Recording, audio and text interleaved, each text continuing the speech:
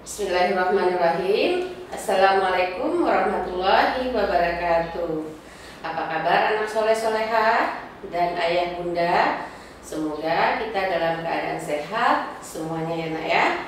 Nah, hari ini kita ketemu lagi dengan Ibu Leli. Kita akan belajar tema 6 dengan tema dan subtema subtema 2, perpindahan kalor di sekitar kita. Baik, sebelum kita belajar jangan lupa untuk berdoa terlebih dahulu ya nak ya. Oke, berdoa dimulai.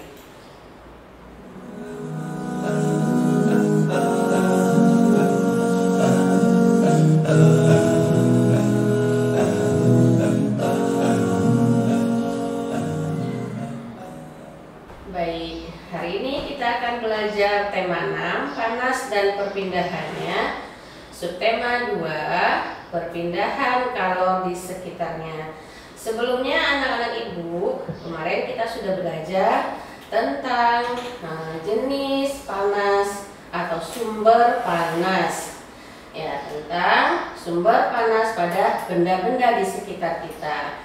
Ya, kemarin ada sumber panas dari matahari. Nah, sumber panas yang paling terbesar adalah matahari. Kemarin kita sudah pelajari, dan juga tentang perubahan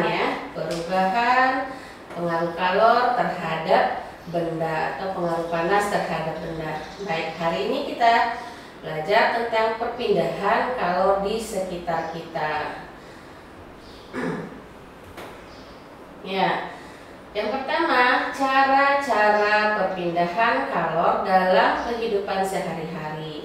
Kalor berpindah dari benda yang memiliki suhu lebih tinggi ke benda dengan suhu lebih rendah sehingga tercapai keseimbangan suhu. Nah, kemudian dengan demikian perpindahan kalor terjadi pada benda-benda yang memiliki suhu berbeda agar suhunya menjadi sama.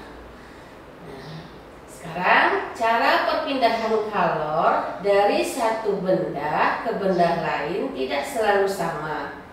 Ada 3 cara perpindahan kalor. Nah, sekarang kita lihat satu persatu. Yang pertama adalah konduksi. Nah, perpindahan kalor atau perpindahan panas secara konduksi. Nah, perpindahan kalor atau panas secara konduksi adalah perpindahan kalor tanpa disertai perpindahan zat perantaranya. Nah, jadi di sini perpindahan panas dari satu benda ke benda lainnya itu, nah tidak ada zat perantaranya. Nah, apa contohnya? Yang pertama, nah saat kita mencelupkan sendok logam ke dalam air panas, nah lama-lama, nah sendok logam yang tidak terendam oleh air, nah di dalam gelas itu ya tidak terendam dalam air, kita pegang sendok yang di atasnya akan terasa panas. Nah, panas itu berpindah tanpa adanya zat perantara. Yang kedua, nah tangan memegang cangkir yang berisi teh hangat. Nah, tangan kita akan terasa panas, ya. Nah, tangan kita akan merasakan panas. Panas itu berpindah dari mana tadi? Dari air panas yang ada di dalam cangkir. Kemudian, nah, mentega akan meleleh di wajan yang sedang dipanaskan. Jadi kalau mentega itu kan padat, nah tadi akan menjadi cair dia, kemudian akan meleleh di wajannya itu karena kenapa? Karena menerima panas dari kompor. Nah, itu adalah contoh perpindahan secara konduksi. Nah, selanjutnya konveksi. Nah, perpindahan panas secara konveksi adalah perpindahan kalor atau panas melalui perantara di mana zat perantaranya ikut berpindah. Nah, di sini artinya perpindahan itu diikuti oleh perpindahan zatnya, zat perantaranya, zat yang berpindah tadi. Nah, apa contohnya? Air yang kita air yang dipanaskan di dalam panci. Nah, contohnya Ananda atau lihat ibu di rumah sedang memanaskan air di dalam panci. Nah, air tersebut akan panas ya. Nah, seperti air yang itu mendidih. Nah, seperti air itu diaduk gitu ya. Nah, apa penyebabnya? Nah, hal ini dikarenakan partikel-partikel air yang ada di bagian bawah menjadi panas dan berpindah ke permukaan. Nah, jadi partikel air yang berpindah ini juga diikuti oleh perpindahan kalor. Jadi air yang di dasar panci tadi dia berpindah ke atas gitu ya. Nah, itu yang maksudnya perpindahan zat perantaranya, diikuti oleh perpindahan zat perantaranya. Nah, yang kedua contohnya peristiwa angin laut dan angin darat. Nah, ini juga zat perantaranya juga ikut berpindah. Nah, kita lihat satu-satu dulu ya. Yang pertama perpindahan angin laut. Nah, peristiwa angin laut dan angin darat. Nah, angin laut itu adalah angin yang berpindah dari laut ke darat. Nah, atau angin yang berhembus dari laut ke darat. Nah, terjadi pada saat siang hari. Nah, jelasin di sini bahwasanya pada siang hari itu matahari membuat daratan lebih panas. Jadi akibatnya suhu di darat lebih tinggi dan membuat partikel udara memuai. Nah, partikel udara yang memuai menyebabkan tekanan udara di darat lebih rendah, sehingga angin dari laut yang memiliki tekanan lebih tinggi akan mengalir ke darat. Nah, itu adalah peristiwa angin laut. Nah, adapun kalau angin darat, yaitu angin yang berpindah dari darat ke laut dan perpindahan saat malam hari. Jadi peristiwa angin laut dan angin darat ini juga bisa dimanfaatkan oleh nelayan ya. Jadi kalau angin laut, ya angin laut dari laut ke darat, berarti saat nelayan itu pulang dari laut gitu ya untuk menangkap ikan. Nah, sedangkan angin darat, nah mereka berangkat untuk menangkap ikan pada malam hari. Sedangkan pada siang hari mereka akan pulang gitu ya. Nah, setelah menangkap ikan, jadi dimanfaatkan oleh nelayan angin darat dan angin laut ini. Nah, sekarang kita melihat peristiwa perpindahannya ya, perpindahan panasnya. Jadi ini peristiwa angin laut dan angin darat ini termasuk jenis perpindahan panas secara konveksi.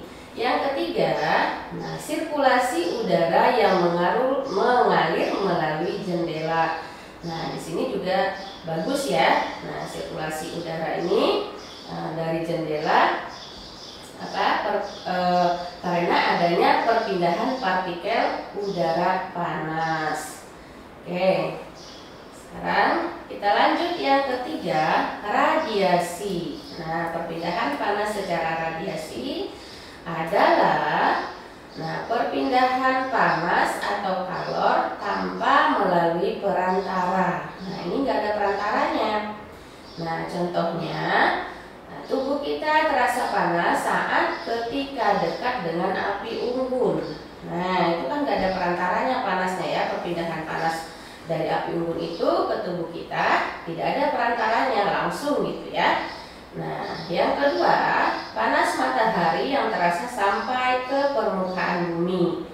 Kemudian, menghangatkan telur di bawah cahaya lampu. Kemudian, selanjutnya menjemur pakaian saat matahari sedang terik ya. Nah, itu adalah contoh perpindahan panas secara radiasi atau secara tanpa adanya perantara. Jadi ada 3 jenis perpindahan panas. Yang pertama konduksi, konveksi, yang kedua, yang ketiga radiasi. Oke, sekarang kita lanjut lihat Nah, ini contohnya, ini ada gambarnya. Nah, konveksi. Nah, konveksi konveksi tadi air yang air panas yang kita masak di kompor, dia akan berpindah ya. Nah, panasnya akan berpindah dan diikuti oleh zat perantaranya. Sedangkan konduksi, nah contohnya di gambar ini ada panci yang ada gagangan gitu ya. Nah, jadi gagangan itu akan ikut panas, akan terasa panas juga. Nah, karena itu tidak ada diikuti ya, tidak diikuti oleh zat perantaranya. Dari panas dari panci ke ganggang itu dia tidak ada perpindahan dari zat perantaranya. Sedangkan radiasi langsung ya. Nah, di sini ada gambarnya api kompor. Nah, itu akan terasa panas ke tangan yang megang itu. Nah, itu. Sekarang kita lanjut. Nah, keuntungan dan kerugian perpindahan panas dalam kehidupan sehari-hari. Ya. Nah, adanya perpindahan kalor atau panas ini dapat membantu kita dalam kehidupan sehari-hari, seperti memudahkan kita dalam merebus air. Nah, kemudian udara dapat bersirkulasi dan juga mengeringkan baju ya, lebih cepat keringnya di bawah terik matahari. Nah, kemudian namun ketika kita tetap berhati-hati dalam beraktivitas. Selain perpindahan panas ini menguntungkan, juga ada yang merugikan. Nah, kita lihat di sini ada keuntungan dan kerugian perpindahan panas serta antisipasinya. Nah, yang pertama konduksi tadi. Masih ingat apa itu pengertian konduksi? Perpindahan panas tanpa diikuti oleh perpindahan zat perantaranya. Tuh, nah kita lihat di sini. Nah, ini konduksi tadi ya. Nah, ini yang gambar ini bukan airnya ya nak ya. Nah, pada pancinya. Nah, ada panci, kalian lihat pancinya itu yang kita gunakan di sini yang aluminium, fungsinya supaya panas dari kompor ini lebih cepat berpindahnya ke panci. Nah, kita lihat di sini apa keuntungannya. Nah, air lebih cepat mendidih. Kemudian kerugiannya, logam aluminium lebih cepat panas sehingga berbahaya jika kita sentuh secara langsung. Ya. Nah, kemudian bagaimana cara mengantisipasinya? Yaitu menggunakan ganggang yang dilapisi bahan isolator. Nah, lihat di situ di panci itu kan ada yang hitam warnanya itu. Nah, itu adalah bahannya yang berupa isolator, tidak bisa menerima panas dengan baik. Nah, dan seharusnya kita menggunakan sarung tangan atau kain untuk memindahkan panci dari kompor. Tujuannya apa? Supaya kita tidak merasakan panasnya. Nah, selanjutnya konveksi. Apa pengertian konveksi? Ya, perpindahan panas melalui perantara dan diikuti perpindahan oleh zat perantaranya. Kita lihat di sini. Nah, ini ada kita memanaskan air di panci juga, di wajan juga. Nah, kalian lihat di situ ada airnya mendidih ya. Jadi pada saat air mendidih ini ya terjadi perpindahan zatnya. Nah, kita lihat apa itu keuntungan. Nah, keuntungannya air lebih cepat panas karena aliran air yang panas berasal dari dasar wadah. Akhirnya dari wadah tadi airnya menyebar ke seluruh bagian permukaan air tadi ya, atau ke seluruh wadahnya. Jadi berpindah dari air dasar wadah tadi berpindah ke atas. Atau air itu kita lihat kalau air itu kelihatan mendidih gitu ya, menggelembung gitu. Nah, adapun kerugiannya, apa kerugiannya? Letupan air yang mendidih tadi berbahaya kalau terkena tubuh. Nah, tubuh kita akan merasa panas, makanya kita harus hati-hati pada saat memanaskan air. Nah, apa antisipasi yang harus kita lakukan? Yaitu menggunakan tutup panci saat memasak air. Nah, jadi pada saat memasak air kita tutup ya. Dan juga, nah, tubuh tidak terlalu dekat dengan air saat kita memindahkan panci. Nah, jangan tangan kita itu dengan dekat dengan tubuh kita gitu ya. Nah, selanjutnya radiasi. Nah, apa itu perpindahan secara radiasi tadi masih ingat? Ya, perpindahan panas tanpa diikuti oleh zat perantara ya. Nah, kita lihat di sini nih. Nah, tanpa ada perantaranya. Nah, contohnya di sini adalah kita terkena cahaya matahari langsung, jadi nggak ada perantaranya. Nah, kita lihat ada keuntungan dan kerugiannya.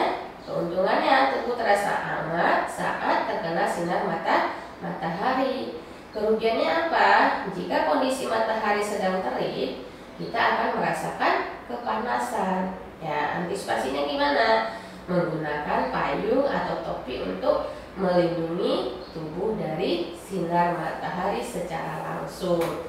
Nah, itu adalah beberapa keuntungan dan kerugian dari perpindahan panas. Sampai di sini paham ya nak ya?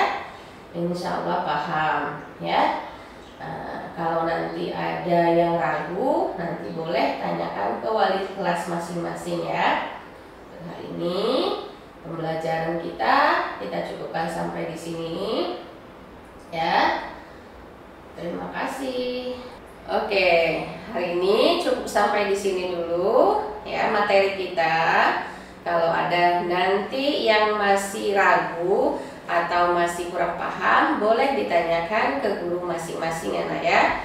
Atau kalau lebih jelasnya kalian lebih dibaca bukunya ya, baca bukunya. Nah, nanti kalau ada yang kurang paham boleh ditanyakan ke gurunya masing-masing. Oke, hari ini sekian dulu pembelajaran kita. Berucapkan terima kasih ya. Wassalamualaikum warahmatullahi wabarakatuh.